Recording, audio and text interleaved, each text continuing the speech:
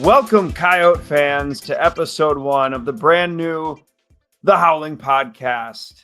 I'm one of the hosts, Jordan Decker, at JD605 on the X machine, the Twitter machine. Before we get started, full disclaimer, myself, Chad, Mark, our opinions expressed on this show are ours and ours only. They do not represent USD Athletics. We have, as this podcast, no affiliation to the flagship, the University of South Dakota. Welcome, Chad. Welcome, Mark. Episode 1. Here we go. All right. Good to be here.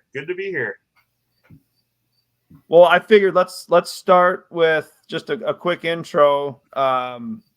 It doesn't have to be anything long, just so people that are not used to hearing us on podcasts can kind of be like, who the hell are these guys and why should I listen to them express their interest of USD Athletics? So I double grad of USD, been following them for well over 10, 12 years now at this point. Athletics and the university have meant a lot to me and my family. So anything I can do to help amplify the university and reach more people, I'm down to do. So really excited to be doing this with you guys, and can't wait to tell stories to people. I'm Mark Wendt. Most people know me from the Twitter machine. Many years ago, I started my Twitter to convince everyone that my politics were the way to go. Shortly after I dropped that and started talking Yotes, and it's kind of caught on from then. So, Chad. Your handle is WDiamond605. And I'm Chad Berger. I've been a Southeast South Dakota resident my entire life. Kind of been paying attention to the Yotes, and within the past couple of years have really become a fan. And I enjoy attending games with Mark and Jordan. And I think when the lady at the gas station ran into Mark a couple of years ago and suggested that him and I did a podcast together. At the time, I was like, what would we talk about? And I think this is just the culmination of a dream that has kind of cultivated over the past few years. Absolutely. If she's listening, DM us. We'd love to have you on the show. Yeah, I'm at Chad Berger, Birger on X, or also known as Twitter. And guys, we're excited, and folks that are listening, we're excited to get this going. We're going to be kind of a branch of Back the Pack. For those that are listening to us, you've probably heard of Back the Pack, listen to their episodes. Jake and Mitch are primarily going to be doing football, recap, analysis, off-season stuff, recruiting stuff. Their primary focus will be football, and then they'll sprinkle in other sports.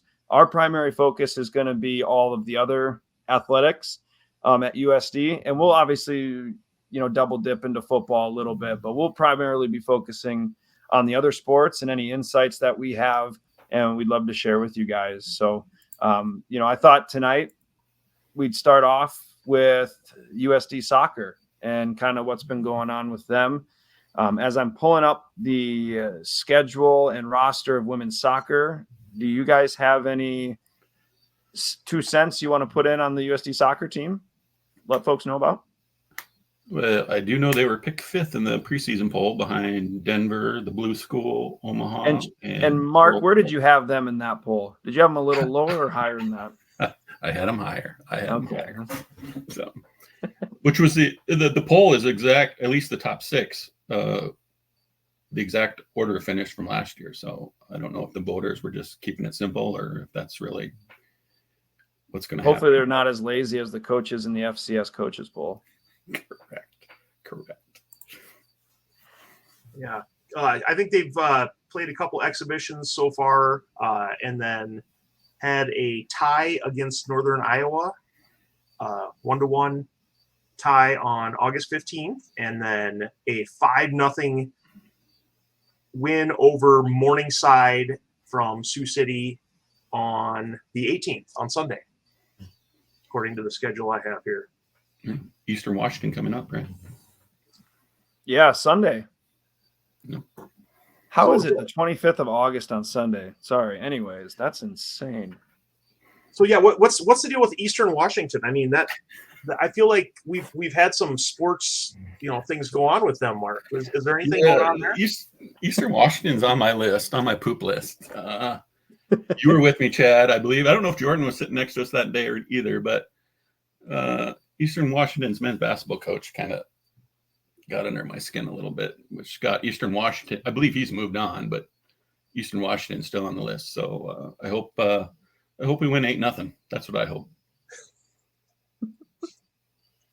That game will be Sunday, August 25th at the First Bank and Trust Soccer Complex in Vermilion, South Dakota, 1:00 p.m. for the kickoff. Is that what they call that? I'm not a huge soccer guy. Sorry. I think it's kickoff. Okay. Well, we'll go with that. Hopefully, soccer people will get in Jordan. Go ahead and DM Jordan. Yeah, blame me. If you Please have any blame issues me with our coverage here on soccer. But, yeah. Your Howling Pack membership gets you in for free. I believe that's still a deal. So it's a fun time. Good plug in there, Mark. Join the Howling Pack. $100. $100 a year, $8.33 a month gets you in. 34 cents. I got in deep trouble because people were joining for $8.33 and they come up short at the end of the year by some amount of cents. I can't remember. $8.34 a month.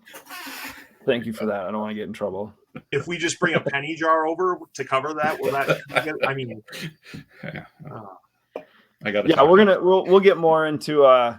This is just the pilot episode. So as the season starts really getting into the swing of things here, we'll dive deeper into soccer and just from a roster perspective. I mentioned this to you guys, but what stood out to me is, according to the website, 23 of the 35 players are underclassmen.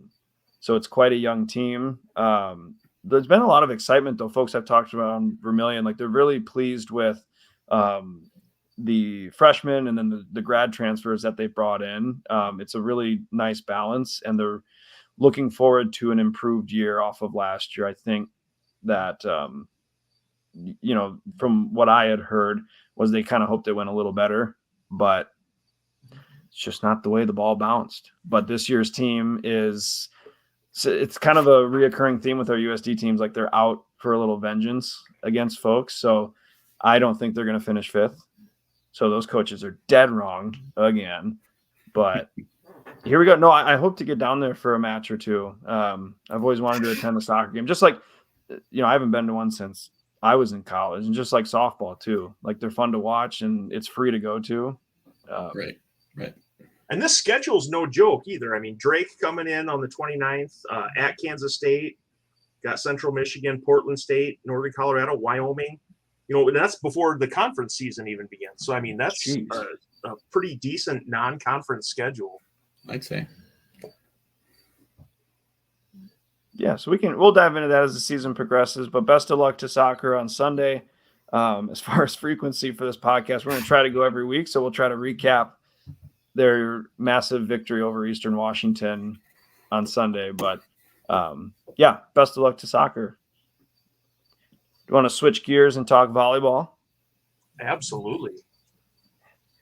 Mark, I'm going to kick it off with you with your thoughts on this upcoming volleyball season.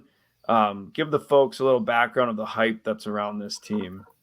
Yeah, I think early on that the hype machine was in full gear. It started around the Unite for USD. I think Leanne Williamson does a great job with Unite for USD. She always has a goal, and instead of donating to a generic general fund, she has here's what we want, here's how much it costs, can we make it happen? And of course they wanted to raise money for the new Terraflex court, which they got done. And the thing about volleyball, people think last year was a down year, but if I'm not mistaken, they tied for the regular season conference title, did they not? Yes, they did. Yeah. So, I mean, if that's your down year, I mean, I'll take that. But I'm excited to see him play again. Obviously, a lot of talent coming to Vermilion the last couple of years, both recruiting, high schoolers and transfers. So I can't wait. So the team had a couple big losses from last year, Mark. Who were some of the players that have moved on that had really successful Coyote careers? Well, I think the one that jumps out is Madison Harms in the middle there. She was kind of a all world, all league kind of person there in the middle. Be interesting to see who replaces her. Evelyn Dietrich graduated. Oh my gosh, Brooklyn Schramm. I think there was one more, and I'm sorry. Maddie Johnson. Does that sound right? Maddie Johnson. Yep. Jaden Jondal. Yeah, I think there Kind was. of looking. Yeah, there were quite a few seniors on the team last year, but some of the returning players for this year, got significant playing time last year, or the last couple years, and so a couple names to kind of keep an eye on this year. First off, the setter, Avery Van Hook. Avery came in last year as a freshman and played quite a bit. Is that? Yep. Battled some injuries late in the year, I believe. But yeah. And then defensive specialist that's been around for a while, Cameron Ferris, returning for the Yotes this year. Elena Wolf would be another name. Kylan Seelock would be. Yeah, here's some freshmen. Okay, so here's folks coming in, and I'll try to see if grad students, if these are transfers, and you guys can correct me if I'm wrong, but Lauren Medic is from Papillion, Nebraska. She's a freshman coming in, 6 foot outside hitter. We've got Audrey Nelson from Madison, go Bulldogs, Madison, South Dakota. She's coming in as a freshman. Is Barrett Power, it's listed as a grad student. Was she not on the team last year? Is this a grad transfer? She came from Colorado State, I believe. Okay. A Lincoln, Nebraska kid. Lincoln, Nebraska, a 5'10" setter. We've got Morgan Bode, freshman from Papillion, Nebraska. And I believe these were part of that, one of the nation's top recruiting classes, right? Like these Nebraska student athletes. Yep. We got another South Dakota kid, Cora Hokenstad is a freshman from Sioux Falls, Jefferson. And then it looks like Cheyenne Lady is a grad student coming in from UT San Antonio. Carly Reese, freshman from Norfolk, Nebraska. Yeah, these freshmen from Nebraska, I believe, made up a good chunk of this. Yeah, I believe it's one of the highest ranked recruiting classes, if not the highest rated ever at USD. Yeah. 2 years in a row, top 5, if I'm not wrong. Yeah. So, yeah, a lot of talent. And so we're all kind of pumped to see this group in action and kind of figure out, what the rotations are going to be and who's going to be in there and everything.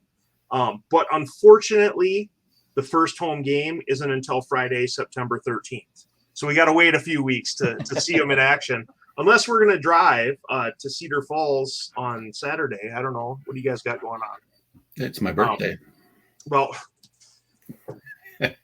screw happy you, birthday, Mark. Sit in the car with us for a few hours, and we'll see what we can do. How about we take a road trip to that Northern Kentucky Invitational where they get to take on number 6 Louisville, Northern Kentucky, and then top 30 team in Missouri. That'd be fun. Man. I believe they're just that deal. Those teams, they're rotating who hosts. Like, I feel like those same, maybe I'm wrong. Those same 4 teams were in Vermilion not that long ago, last year, the year before. You might be right about that, because Louisville, Missouri, I'm pretty sure were.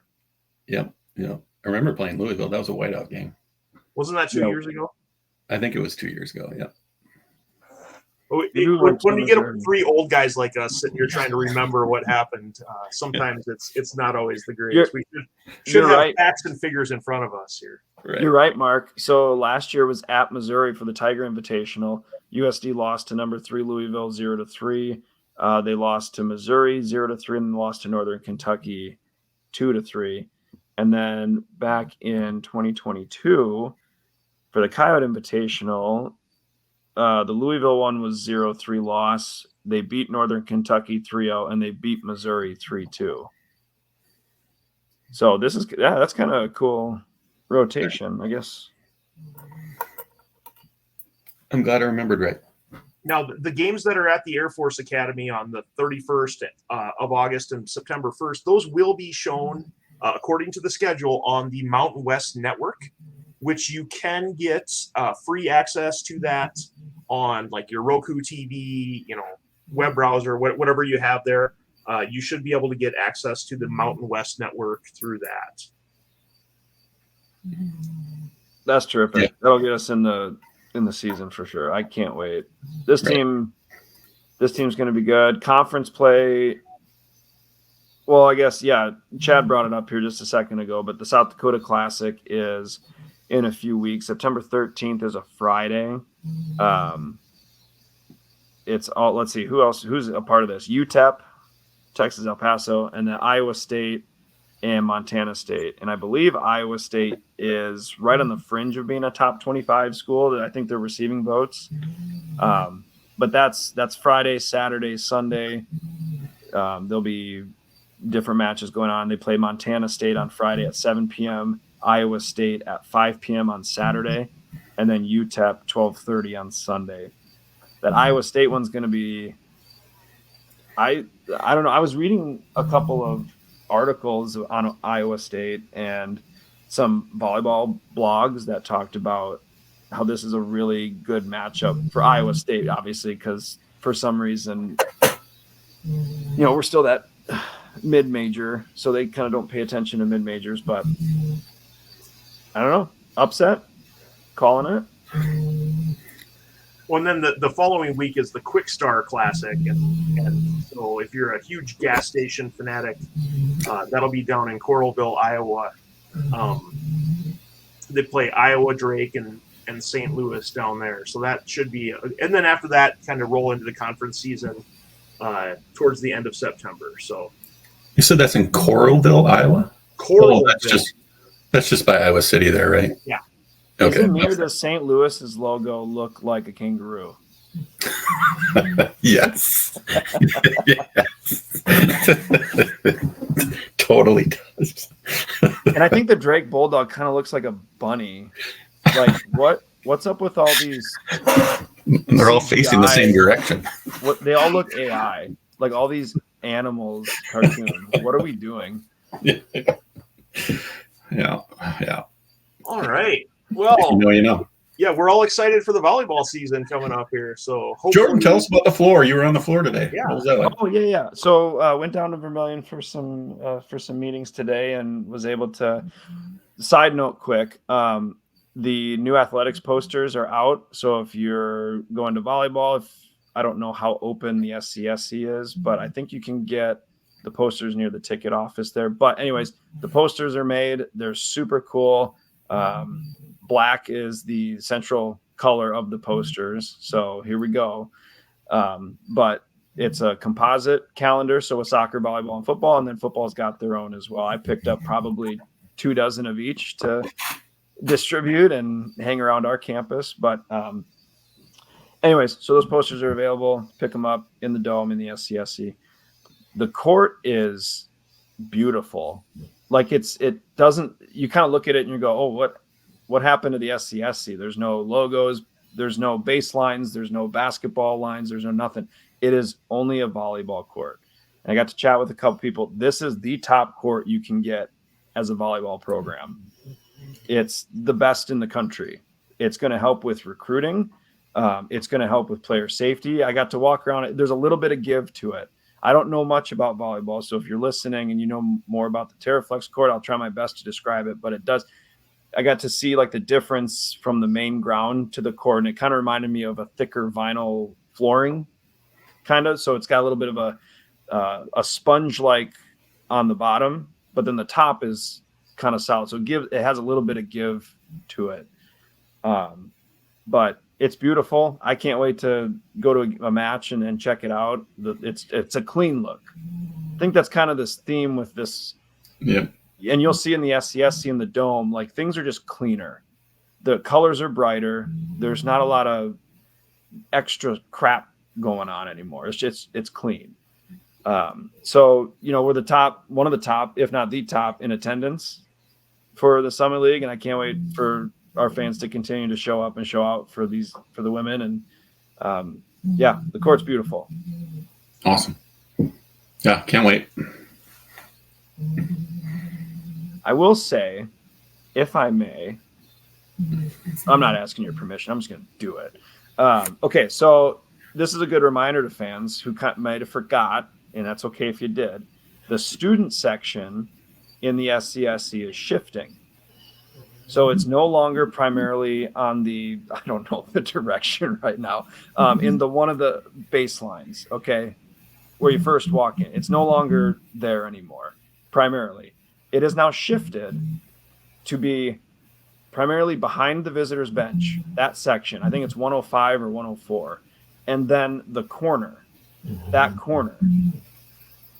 So the students will now have seat backs. They were all sitting over there anyways. The students weren't not showing up. They were just sitting in other places. Right. So the students will be in the section behind the visitors bench and then that corner section. They're going to keep the bleachers as a overfill for students. And I don't know if they'll release those as tickets because the pep band's over there if they don't sell enough student tickets for certain matches and games. But they're going to fill in students behind the visitors bench first in that section 105 and then go to that corner. So it'll be a different look. I love it. I think why not? If you can have the advantage and have that home court advantage and it can help, who gives a crap what others think about it? I don't know. Right. Just my 2 cents. My first thought is I hope they're at least mobile. So like during a big free throw during a basketball game, maybe we can still get some folks behind the basketball hoop to hoot and holler, wave their hands, or get the swim team to come out in a Speedo or whatever they. I have faith in the sound. I have faith in the sound of USD pep band. Yeah, it'll be interesting to see. Hopefully, they keep eliminating excuses for them not to show up. So no excuses now. I've heard in my talks down in Vermilion today, like even just hearing what they're doing with students, it's this year's already different, and how they're going to get students to the games and how they're going to make it easier for them to get these tickets to go to the games. They're excited and they're like, this will work a lot better than what we've been doing. So, but you got to get there first, and winning will help. And I think volleyball will always have a good turnout. Right. Basketball, we cross that bridge when we get there, but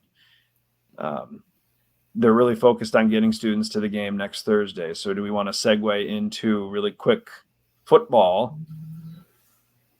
and the hype that is we have not seen in a very, very long time at UST? It's true. It's true. How are we feeling about football, you guys?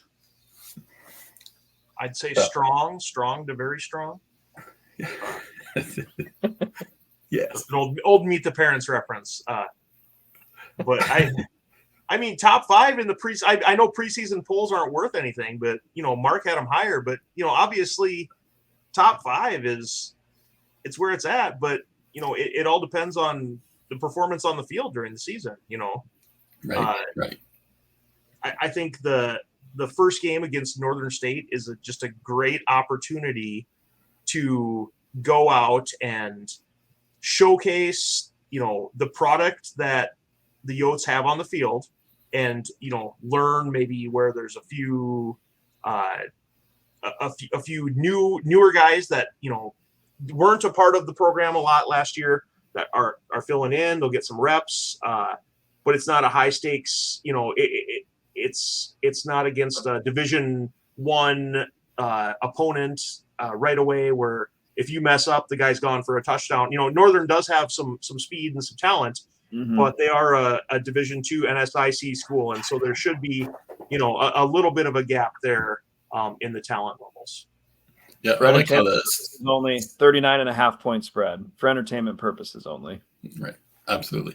I do like how the schedule it sets up similarly to the year we beat Bowling Green in week 2, where we opened with Drake. No offense to Drake, but I think the final score of that game was 77-0. And then the next week we went to Bowling Green and beat Bowling Green. Obviously, the week following Northern, we're playing not Bowling Green, someone significantly tougher.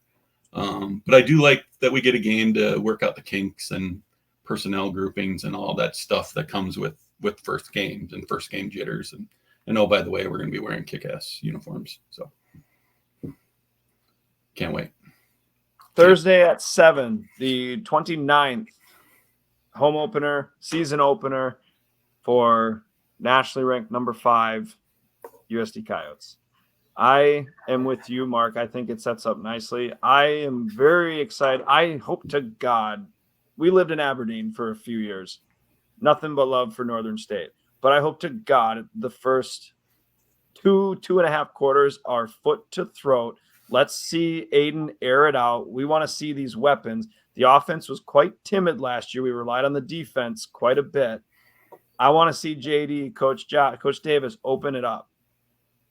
If you want cheeks in the seats, we got to have the greatest show on Dakota Dome turf. Rip that new field up. Let's go. What are we holding back here? Let it rip. This is going to set it up. I'm with you. Let's go. The offense is going to be more experienced together. The defense we know has holes to fill, but I think through experience and from guys from last year, now getting the starting roles and some backup roles, and then the grad transfers coming in. I mean, there's a bunch that we are getting that played at high FCS and low FBS level for grad transfers. Like they've got in their experience too. Right. So we're all going to be tailgating at that game, correct? Absolutely. My goal is to get down to Vermilion by about 5:00. Oh, I'll be there before my class. Yeah, I'll be way before you. So let's go ahead and put out a challenge. If any of you see the 3 of us at the tailgate party, go ahead and take a selfie with us. If you get all 3 of us in the same picture, that's amazing. And then tag us in it and post it on Twitter. And we hopefully in the future we can post this show via video, and we can put some of those pictures on the show in the future of you out tailgating with Jordan, Mark, and myself, Chad Berger. So that would be cool. Sponsors, we can give out gift cards too. Yeah. This is a work in progress. Wakanda Peach Company t-shirts. I got some. Yeah, Mark, does Wakanda Peach I forgot to mention, I'm so sorry. That was part of the contract. Tonight's episode brought to you by Wakanda Peach Company. Was that okay, Mark? Was that good? Yeah. One tree, 1,000 peaches, except for this year where we have no peaches, but off year. Next year. Yeah, weather was rough this year. Yes. There's always next year. So really quick, football tickets on sale now. We're not going to do this all year like some fans we started to do last year, but Cow fans, you're able to go, get to the game. Right now, it's only there's about 25 to 30% of the dome that is unclaimed. And I know it's tough on a Thursday night to get down there, but if you can make it, go. There are 6 home football games this year. A couple of them, not the toughest opponents with Northern State. No offense, obviously, Northern State and Drake. But the other 4 are pretty tough. You saw people bitch and moan about how many NDSU fans were in the quarterfinal game last year on national TV. That's an easy solution. Get your tickets now before someone from Fargo claims them. Just do it. Put it on a credit card if you have. Just get your tickets because it's going to be a sellout if we're anticipating stuff. The season to go as it should, as we want it to. That last game could be a top 4 matchup, top 5. Who knows? Don't complain about it later. Get your tickets now to all the games. D-Days. Southern Illinois, that's going to be a top 15 matchup. These are going to be tough home games, and we need as many of you guys in the stand and gals in the stands as possible. Get your tickets now. All right, I'm off that. Next Thursday, 7 p.m., Coyotes Wolves. And also, check out Mark's pinned tweet because we made a cheesy-ass hype video for it. Mark did a great job until I decided to do a voiceover and write some copy on it. I like it. I think it's awesome. So check out Mark's pin. I think it's still pinned, isn't it? It is. All right. Paint it black. Want to segue into what are we talking about next? Don't worry, folks. We're coming to the end of the episode. I did want to mention Midco announced recently their lineup for who would be not broadcasting, who would be their announcers for for the games, and they brought some familiar faces back, but the one that's will impact us most is Jay Elson will be announcing both USD and South Dakota State football games, and I assume that goes into basketball season. I guess I don't know that 100%, but for sure for the football season, he'll be announcing both the Yotes and the Blue School. So that'll be different at first to get used to. But Jay Elson is a pro, and he'll do a great job at both. And I think, I don't know how people are going to react to that necessarily, but like I say, Jay's A plus and will do a great job. So I don't know if you guys have thoughts on that or not, but. Well, just keep in mind that, Jay's doing this because Midco really decided to shift their sports network business model, and they essentially kind of cut down most of their full-time staff. So a lot of those guys now you still might see some familiar names and hear some familiar voices on Midco, but most of those people will be contractors now, and they're not full-time with Midco. And Jay was, gracious enough to say, hey, he's going to stay on there, but he's a pro, and he's going to do, what he needs to do to keep everything running smoothly. And it'll be interesting to see what happens. I know I've got a little bit more to say on this in our last segment, our final segment here, but Jay is doing it because it's his job. And so, yeah, I don't want to see any idiots on Twitter out there, ragging on Jay, calling Jay a SDSU homer or anything, playing the long game to get the SDSU thing. No, he's doing it because that's what he is paid to do. So, and he's a pro. Right. No, they're all Midco are great. Pros. It'll be weird to, if a game's up in Brookings, whether it's volleyball, basketball, or football, to hear him calling it. But it doesn't matter. I'll still watch. It's like when, Marv Albert or Mike Breen is calling a game and he gets excited about someone, not the Timberwolves. You just got to get over it. Like, it's just, they're pros. And that's a terrible analogy because not many people are as big of a Timberwolves fan as I am, but here we are. I'm excited for Jay. That was bad. What's that? That was a bad analogy. Yeah, I agree. Get used to it. Well, I don't know what's worse, my dad jokes or my analogies. And I do think, as far as home game goes, the only conflict is D-Days / Hobo Days. I believe that falls on the same day this year. So that'll be the one. Oh, yeah. I heard they're going to try to keep doing that year after year. Yeah, I suppose that'll keep. Yeah, I get it. But it'll be interesting to see who's on that broadcast. Of course, it won't matter because we'll be at the game. But do you know if Andre is still announcing with Jay? Yep. Andre will still be with Jay for USD games. I don't know about up north, but the USD radio crew is still top notch as well, guys. Don't sleep on those guys. Those guys are amazing. So sometimes I'm out and about and I'm just able to use my phone to pull in audio and things, and those guys are the best. So make sure to tune in to the radio guys as well. For sure. Oh, for sure. Shout out John, Coach, and Jerry P. Shout out.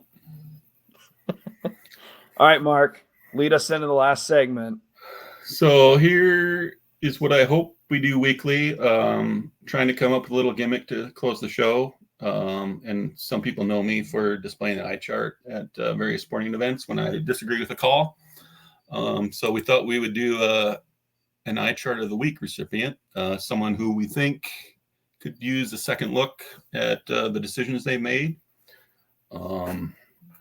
And for my nominee this week, I have chosen a young man from Memphis named Harold Carter.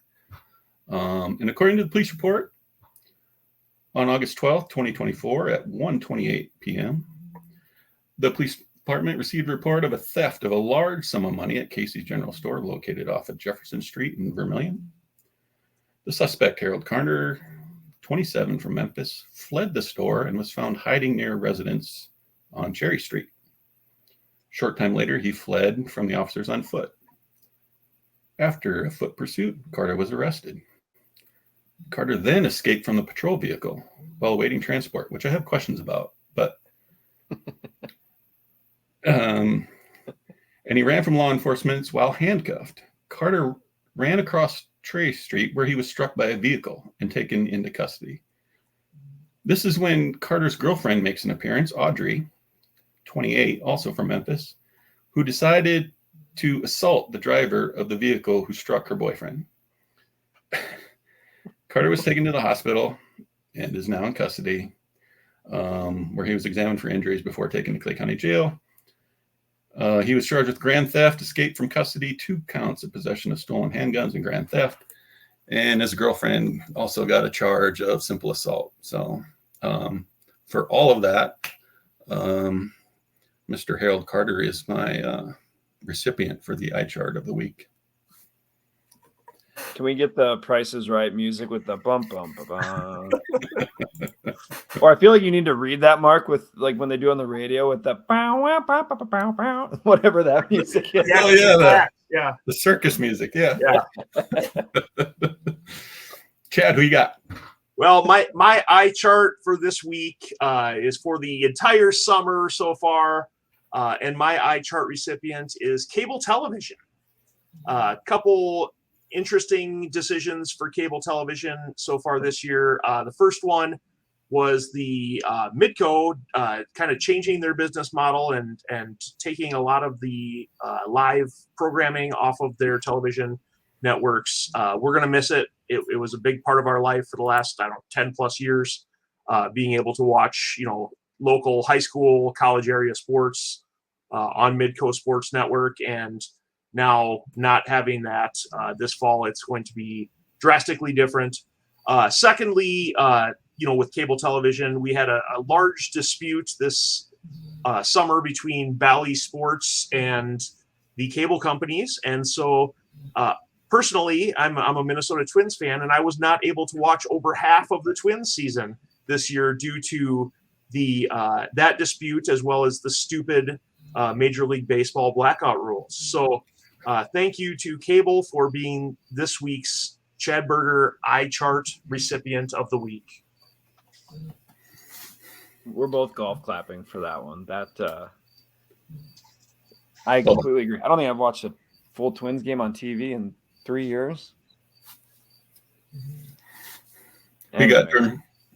All right, my eye chart of the week is a Twidiot of the week. I don't know his name. I can't remember his name. I think he's a regional or can't be national FCS football guy. But going through his Twitter timeline, he likes to have some hot takes on FCS. And it was a reply to a tweet that he had. And this Twidiot, my eye chart of the week, said very confidently that USD would not get any more than 7 wins this year in football. Now, 2 years ago going in, I'd be like, yeah, maybe if 3-8, maybe we can, if we go 6-6, 7-5, I'll take it. But with the pieces coming back on offense and no. Open your eyes, son. Okay. Going to be really bright in the dome this year. When I win the lottery, I'm going to be talking to John about redoing some parts of the roof, maybe let some sunlight in.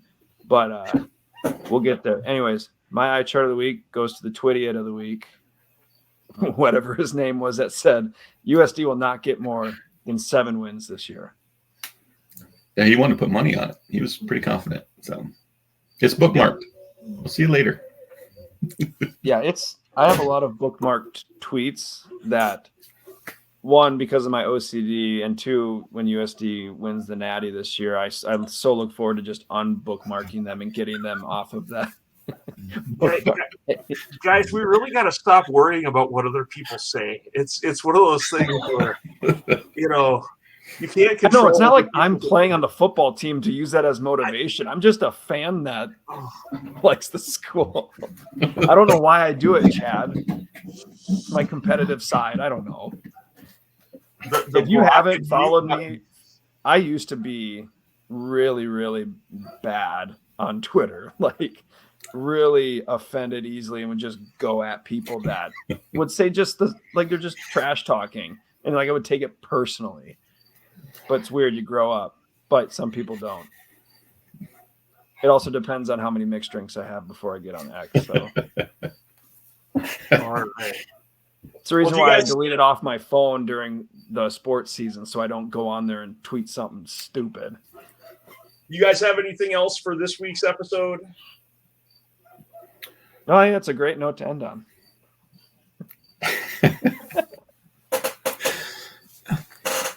Looking forward feels to it. good. Let's do Excited. it again sometime. All right. Well, thanks for tuning in, everyone. Hopefully, all you Yote fans will be back with us next week. We'll keep you posted on when we're going to record this and post it online and how you can access it and everything else. It's still a work in progress, but we had a good time doing it. For Jordan, for Mark, I'm Chad Berger. Thanks for tuning in tonight to the Howling Podcast, Episode 1. See you next time. Go Yotes.